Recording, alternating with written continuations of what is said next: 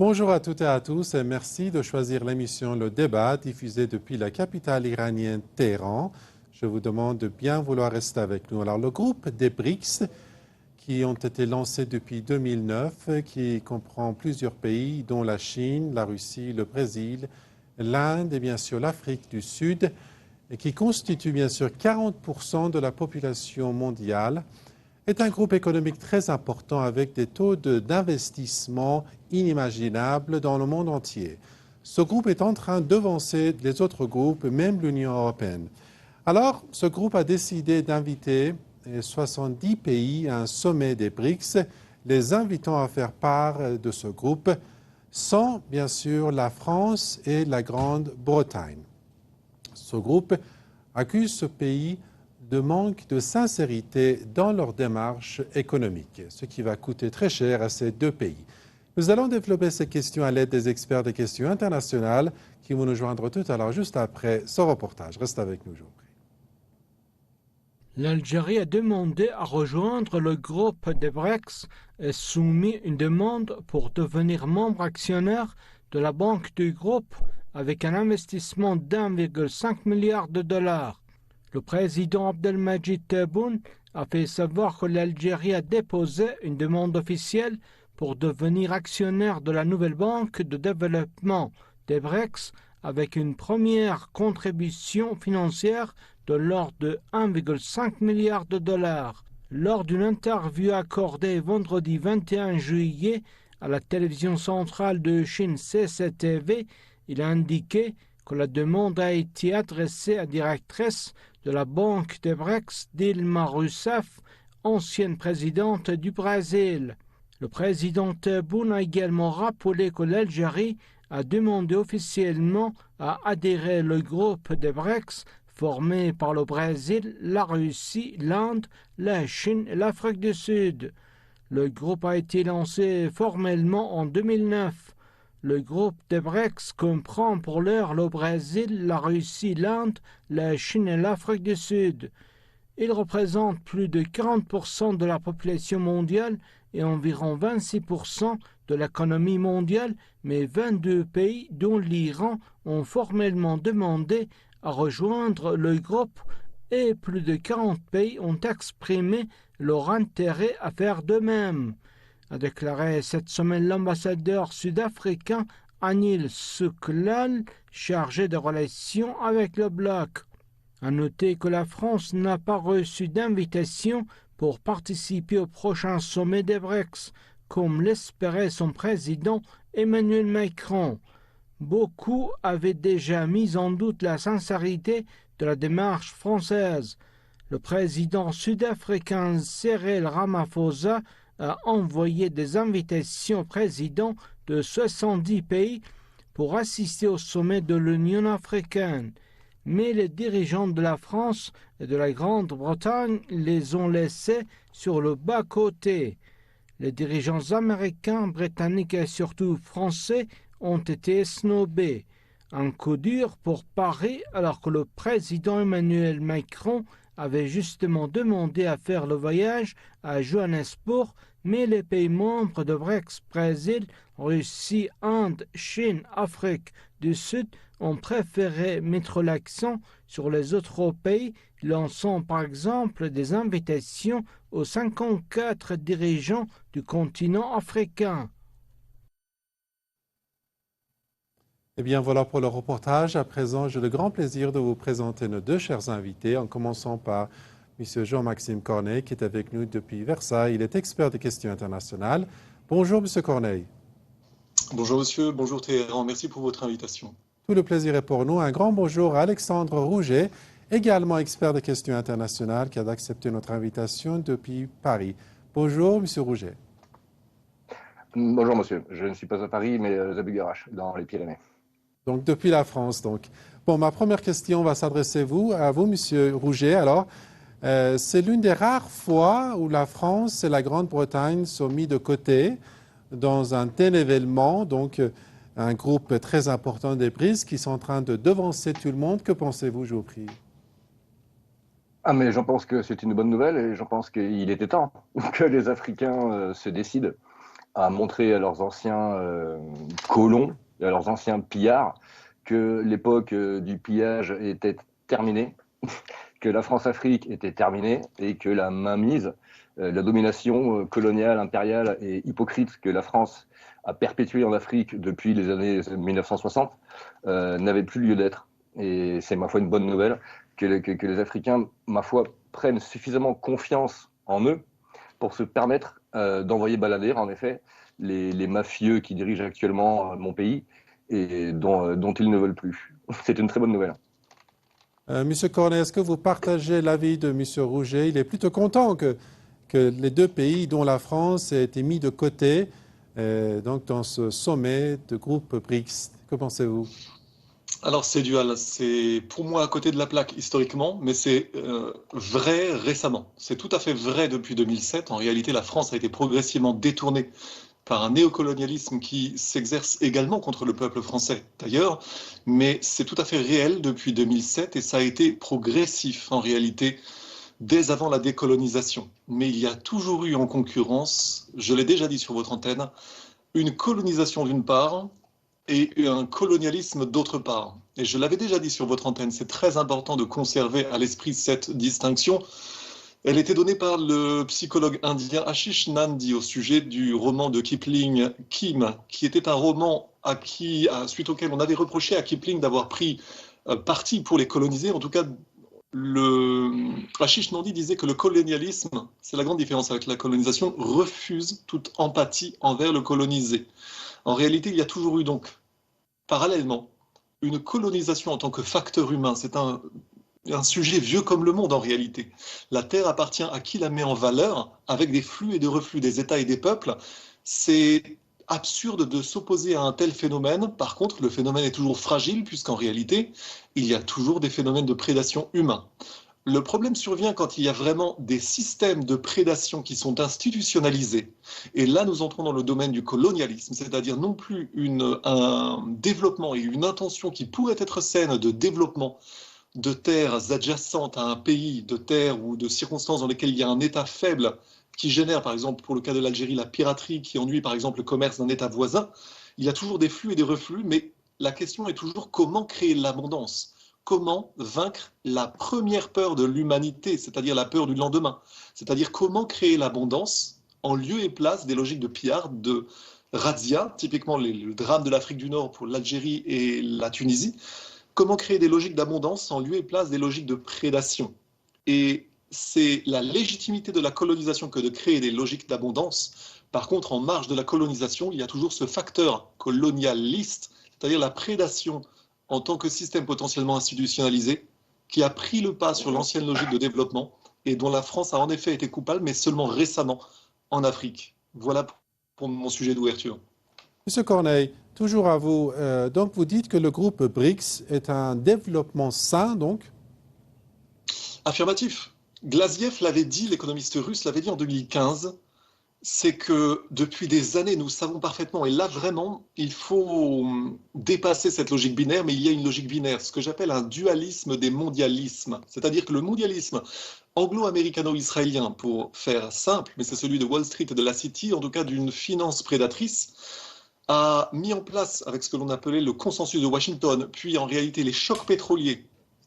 C'est une histoire liée à l'histoire de l'Iran d'ailleurs, parce que l'Iran a été durement manipulé pour favoriser des chocs pétroliers qui ne profitaient pas non plus ni à l'Iran ni aux pays du tiers-monde. Premièrement, les chocs pétroliers, mais également ce qu'on oublie après, les chocs monétaires de l'ère de Paul Volcker et Thatcher, à partir desquels nous avions eu une mise en coupe réglée du tiers-monde par les institutions financières internationalistes que sont le FMI, la Banque mondiale, ce qu'on a appelé le consensus de Washington et compagnie. Et Glaziev avait dit en 2015, la Banque des BRICS va faire ce que le FMI, la Banque mondiale ne font plus. Et en ce sens, c'était très positif. Mais voilà la dualité et le dualisme des mondialismes sur lequel j'insiste. Il nous faut bien comprendre cela. Nous avons un mondialisme extraordinairement prédateur qui s'est déployé depuis 5 siècles contre l'Occident, puis contre le monde entier depuis l'Occident, d'une part. Et d'autre part, nous avons un nouveau monde avec les BRICS qui met en échec cette domination financière qui a fait énormément de dégâts en réalité. Voilà mon sujet. Bien, point de vue très intéressant. Monsieur Alexandre Rouget, est-ce que vous voulez réagir, je vous prie? Ma foi, oui, j'aimerais déjà signifier à mon interlocuteur que les Africains n'ont pas attendu les Européens pour développer l'abondance dans leur propre pays. Cette culture de l'abondance et cette espèce de besoin que vous évoquez de vaincre la peur du lendemain, c'est universel, je veux dire, il n'y a pas de meilleure manière qu'une autre. Il se trouve que la manière que les Européens ont proposée aux Africains a été retenue, puisque, ma foi, quand les Européens sont partis, les routes, les hôpitaux, les écoles, les infrastructures bâties par les Européens n'ont pas été détruites. Donc il me semble quelque part que les Africains assument leur passé colonial et sont prêts à honorer l'épisode colonial, pour autant que les anciens pays colonisateurs, à commencer par la France, assument ce passé, ce qui n'est pas encore le cas. Ce que montre énormément de choses, et ce que montre en l'occurrence la motivation du rejet par le BRICS de la tentative assez pitoyable de M. Macron d'être présent au sommet de Johannesburg. Le motif a été l'hypocrisie foncière en fait de la France depuis les années 1920, depuis les accords coloniaux qui ont eu lieu à la suite du traité de Versailles, où les Européens se sont partagés l'Afrique, le Moyen-Orient, la création du Liban au détriment de la Syrie, au détriment de l'Irak et de l'Iran. Enfin, le passé colonial de la France, y compris dans les années 1920, 30 et par la suite, a été déshonorant. La France a passé son temps à renier les traités qu'elle avait conclus. La France a passé son temps à trahir les accords qu'elle avait conclus avec les chefs d'État locaux africains et puis et plus tard les potentats qu'elle a placés elle-même pour exploiter ces peuples. Donc, si effectivement la France n'a plus sa place en Afrique de nos jours, comme cela a été signifié clairement à Johannesburg, c'est qu'il y a des bonnes raisons à cela. Et parmi ces bonnes raisons, il y a effectivement une espèce d'hypocrisie qui consiste à continuer de chanter les bienfaits de la colonisation. Personne ne remet en cause les bienfaits de la colonisation. Quand les Africains nous expliquent que nous ne sommes plus les bienvenus en Afrique, ils le font en français. Et ils le font dans un français bien meilleur que celui qui est parlé en métropole, bien souvent. Donc je pense que les Africains, en l'occurrence, honorent déjà ce que la France a pu leur apporter de positif. En revanche, ils sont en train de dire, bon, en revanche, ce qui ne va plus, nous n'en voulons plus. Et le système mafieux, corrupteur, dégénéré que l'administration française a maintenu en Afrique depuis le départ dès l'époque du général de Gaulle. Ce système-là est révolu car il ne fait honneur à personne, il ne profite à personne. Cette soi-disant culture de l'abondance dont vous parlez n'existe pas puisque l'Afrique est maintenue en suggestion et en état de servitude. Et c'est cela qui est inacceptable et déshonorant avant tout et d'abord pour les Français. C'est pourquoi c'est une bonne chose que les mafieux de l'Élysée soient renvoyés à la maison. Et c'est une bonne chose que les Français se demandent un peu, effectivement, où est la part d'ombre et la part de lumière de cet héritage colonial. Les Africains, eux, ont commencé à faire ce point. Il est temps que nous le fassions. Jean-Maxime Corneille, est-ce que vous partagez déjà l'avis? Est-ce que les pays africains et surtout le groupe BRICS est sur la bonne voie? Alors pour moi, Alexandre Rouget mélange tout et son contraire. Il a raison sur bien des points et il a grossièrement tort sur d'autres, tout en ayant à la fois raison. C'est-à-dire, ça dépend sous quel angle nous prenons les choses. Les BRICS ont raison de refuser l'entrisme de la France aujourd'hui détournée. La France est aujourd'hui lourdement détournée contre ses propres intérêts stratégiques et elle est surtout utilisée comme un trouble-fête et comme un bout de feu du mondialisme. Le président Macron est réellement un agent du chaos mondialiste de toutes les façons possibles, sur tous les théâtres d'opération possibles. C'est assez impressionnant. Je pense notamment à l'Irak, je pense évidemment à la Syrie, à l'Ukraine, et on l'a vu récemment en RDC. Il est en train de torpiller de toutes les façons possibles les intérêts français et surtout l'ancienne crédibilité que pouvait encore avoir la France à tous les niveaux. Donc là, nous ne parlons pas de la France, nous parlons d'un lourd détournement de la France, mais je vous dis que c'est une continuité progressive. Et je vais tenter de reprendre un peu les choses dans l'ordre, à savoir l'idée que personne ne remet en cause les acquis de la colonisation. Ça dépend où, c'est absolument faux ce que vous venez de dire. Mais ça dépend où. En Afrique noire, il y a davantage de sympathie, mais en Algérie, il y a une hystérie malheureusement encouragée contre la France. L'idée, c'est que, encore une fois, beaucoup de choses sont à la fois vraies et fausses. J'ai parlé tout à l'heure de la distinction entre colonisation et colonialisme. Je n'ai pas parlé de culture de l'abondance. J'ai parlé du fait que l'Algérie, au moment où la France est partie, était exportatrice de tout. Aujourd'hui, elle importe les graines de son couscous. Qu'est-ce qu'il se passe? La Russie est vitale pour l'Algérie aujourd'hui. Mais l'Algérie vient de se faire évincer des BRICS. En tout cas, sa candidature a été ajournée parce que c'est un pays, un État failli. Laissons cela de côté. Je dis juste que cette histoire est duale. L'Afrique, après la Seconde Guerre mondiale, on l'oublie aujourd'hui, était dramatiquement sous-peuplée. En termes de développement humain, on ne s'en rend pas compte aujourd'hui. Il y a eu une explosion démographique extraordinaire depuis, mais elle était dramatiquement sous-peuplée. Sous-peuplée, ça paraît très étonnant dès la fin de la Seconde Guerre mondiale. La médecine, mais également la médecine, l'importance de la médecine spécialement française. Le manque de respect des vies humaines en Afrique aussi, c'est quand même un vrai sujet, ça. Il y a une grande différence entre ce qui se passe en Europe et en Afrique à ce niveau-là. La question d'assumer son passé colonial, il est tout à fait dual. Je rejoindrai Alexandre Rouget sur pas mal de choses. Mais il devrait distinguer certaines choses. L'hypocrisie de l'après-Première Guerre mondiale au Moyen-Orient, pour des raisons pétrolières, je la rejoins. Mais elle est très mal énoncée par Alexandre Rouget, alors qu'il a raison sur le grand principe. La trahison par la France de ses partenaires, c'est faux, ou alors c'est uniquement récent. Ça date de 1998 en Côte d'Ivoire. Par contre, il y a eu énormément de maladresse et les gaullistes ont en réalité obéré la France-Afrique. Ils n'ont fait que des bêtises avec l'Empire. Ils ont viré les gens compétents et ils ont mis à la place des gens qui voulaient faire justement de grandes manœuvres financières internationalistes.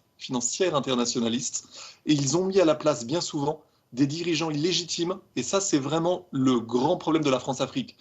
Jacques Faucard a rattrapé certaines erreurs, mais je suis tout à fait d'accord qu'il y a des zones d'ombre. Par contre, je pose la question, qui est-ce qu'il y avait en face? Quand on parle de ce qui s'est passé notamment au Gabon ou au Congo-Brazzaville, ce que l'on oublie de dire, ou au Cameroun, c'est qu'il y avait à chaque fois l'activisme anglo-américano-israélien, spécialement pétrolier, concernant toutes les matières premières stratégiques. Nous l'avons vu au Rwanda, où la France a été le seul pays à tenter d'empêcher des génocides. Mais là, encore une fois, il faut avoir une vision ciselée, circonstanciée et réaliste de ces éléments. Sinon, on ne peut pas comprendre la guerre de Syrie, par exemple. La façon dont les anglo-américano-israéliens avaient payé les djihadistes, donc que la France avait été les premiers à dénoncer en 1930. Si on ne comprend pas la guerre d'Algérie, on ne comprend pas la guerre de Syrie. Ça serait donc beaucoup de choses à développer. J'essaie de me cantonner ici. Bien. Alexandre Rouget, je crois que vous avez hâte de répondre à ces propos. Ce serait un peu long pour répondre sur le fond. Effectivement, je n'ai que faire de ces considérations secondaires et d'ordre tactique, ma foi, qui ne changent rien à l'essentiel, qui est que la France, effectivement, de nos jours, n'assume pas son passé, mais ça viendra, Monsieur Corneille. Vous continuez à parler d'empire à propos des années 60, comme si ce mot avait encore un sens quelconque. J'en parle dans le passé, vous ne faites pas plus bête que vous êtes. Et ma foi,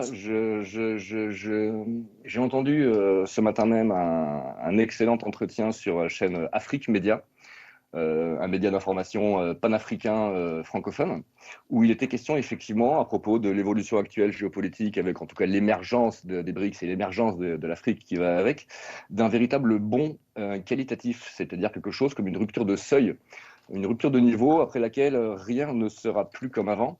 Et c'est ça que, ma foi, il y en a encore quelques-uns en France qui semblent avoir du mal à admettre et à intégrer. Il est question également, du coup, de la part des Africains, puisque c'est quand même d'eux qu'il s'agit, puis d'essayer de comprendre pourquoi la France est aussi, ma foi, décrédibilisée en Afrique. Eh bien, mais c'est que les Africains ont commencé à décoloniser leurs esprits. Non plus seulement leur terre, leur pays, leurs biens, mais aussi leur culture, leur mentalité, leur façon de penser.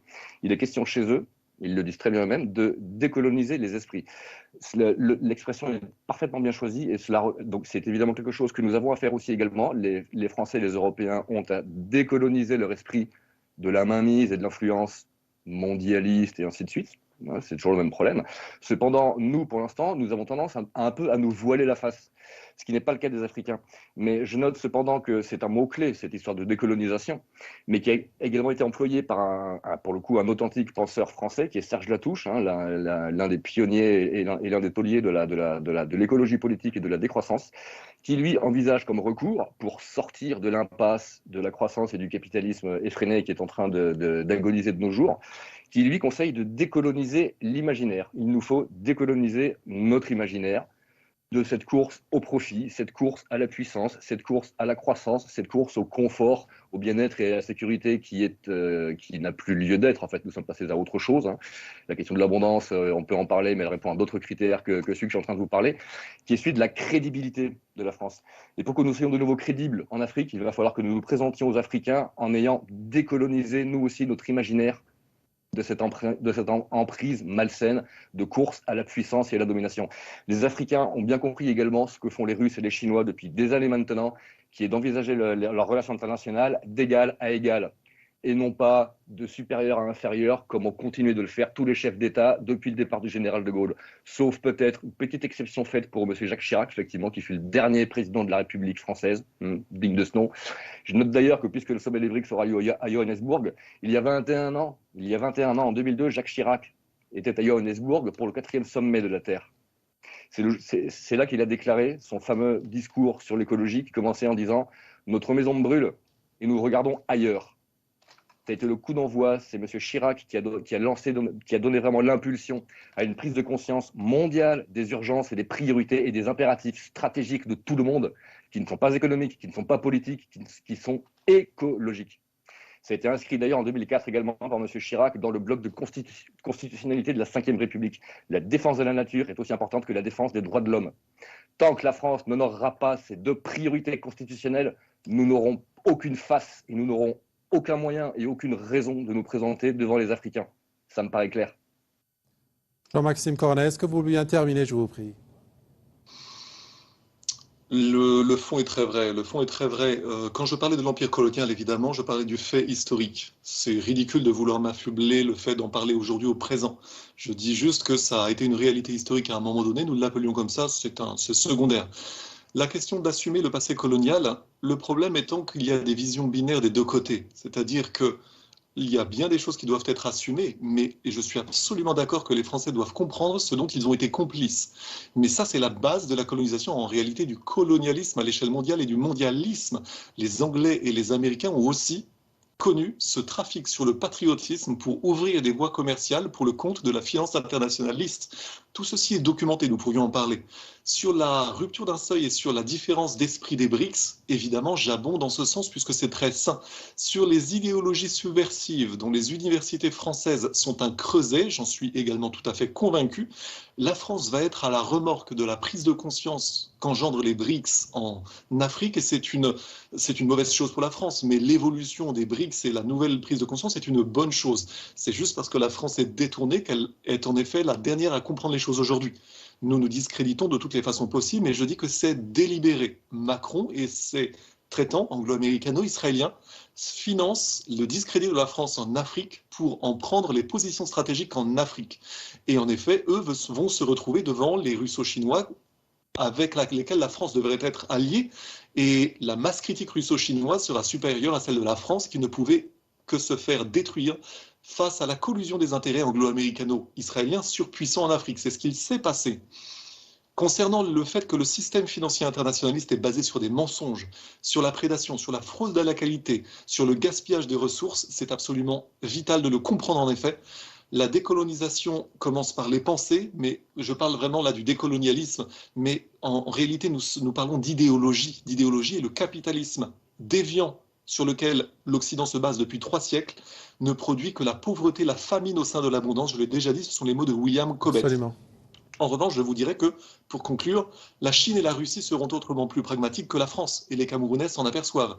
Que justement la gentillesse française de payer mieux, ça sera limité avec les Chinois. Il faudra les convaincre de ça, je ne suis pas sûr qu'ils apprécieront. Sur le dernier point concernant l'égalitarisme, la réalité c'est qu'à la décolonisation, les jeunes États africains ont été plongés dans une guerre économique de haute intensité qu'ils n'avaient aucune chance de comprendre sans la France. Ça, c'est un autre drame. Mais ça sera notre sujet d'ouverture aujourd'hui. Absolument. Jean-Maxime Corneille, expert des questions internationales, merci infiniment d'avoir répondu à nos questions. Un grand merci à Alexandre Rouget, également expert des questions internationales, qui nous a accompagnés depuis la France. Merci pour votre fidélité. Au revoir à tous.